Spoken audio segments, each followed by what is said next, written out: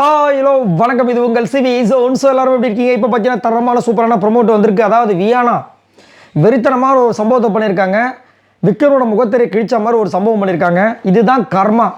நான் ஆல்ரெடி நிறைய விஷயங்கள் உங்களுக்காக நான் முன்னாடியே சொல்லியிருப்பேன். எப்போல்லாம் வந்து விஜய் பார்வதியை உள்ளே வந்துட்டு எத்தனை பேர் வந்து கலாய்க்கிறாங்களோ நல்லா நீங்களே பார்த்தாலும் தெரியும். போன வாட்டி வந்துட்டு விஜய் பார்வதி வந்து இந்த கும்பல் எல்லாருமே கலாய்ச்சிருப்பாங்க. அடுத்த நிமிஷமே வீடியோ வந்து பற்றிக்கிட்டு ஒரே சண்டையாக இருக்குது. இவங்க உட்காந்து பார்த்துருப்பாங்க. செம்ம மாசான சீனாக இருக்குது. நீங்கள் பார்த்துருப்பீங்கன்னு நினைக்கிறேன்.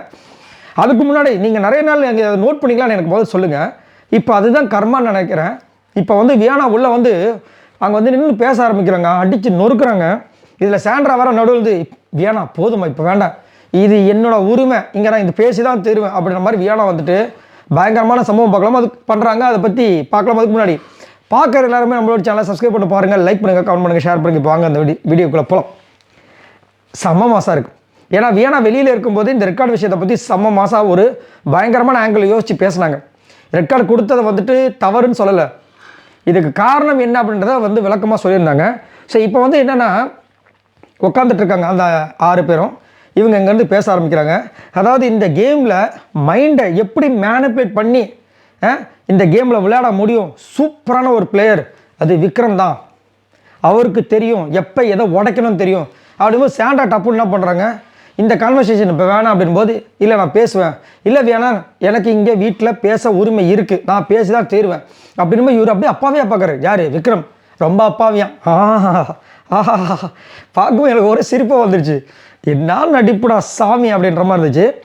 அதுக்கப்புறம் பார்த்தீங்கன்னா அவர் திரும்பவும் அவங்க சொல்கிறாங்க, நான் வந்து இந்த வீட்டில் ஹர்ட் ஆகியிருக்கேன், அதே மாதிரி அந்த ஷேடோ விக்ரமை நான் எக்ஸ்பெக்ட் பண்ணவே இல்லை அப்படின்ற மாதிரி சொல்கிறாங்க. உடனே விக்ரம் வந்துருச்சு, கையெடுத்து கும்பிட்ற ஒரு ஆக்டிங் கொடுப்பார் பாருங்க.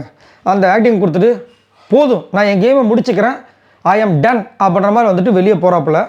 எனக்கு தெரிஞ்சு இவரும் முடிவு எடுத்துட்டார்னு நினைக்கிறேன். ஏன்னா அவருக்கு தெரியும் வந்த அவங்களோட மனைவியாக இருந்தாலும் சரி, நிறைய பேர் வந்துட்டு இவரோட கேமை வந்துட்டு பெருசாக பாராட்டவே இல்லை, நெகட்டிவாக தான் போச்சு.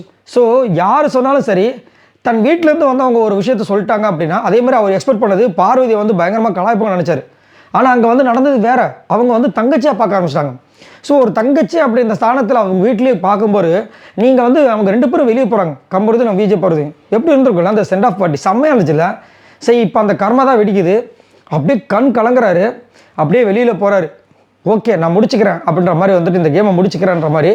ஸோ பயங்கரமாக இருக்குது. அது மட்டும் இல்லாமல் நான் ஆல்ரெடி சொல்லியிருந்தேன், இந்த வாரம் எனக்கு தெரிஞ்சு அவர் வந்து எவிக்ஷனில் சிக்கினார்னா காலி. அதே மாதிரி இவர் பெட்டி எடுத்துகிட்டு போகிறது இவருக்கு ஒரு செம சான்ஸு. ஆனால் என்ன நடக்க போகுதுன்னு தெரியல. ஸோ இதை பற்றி உங்களோட கருத்துக்களை சொல்லுங்கள். பாய் நண்பர்களே.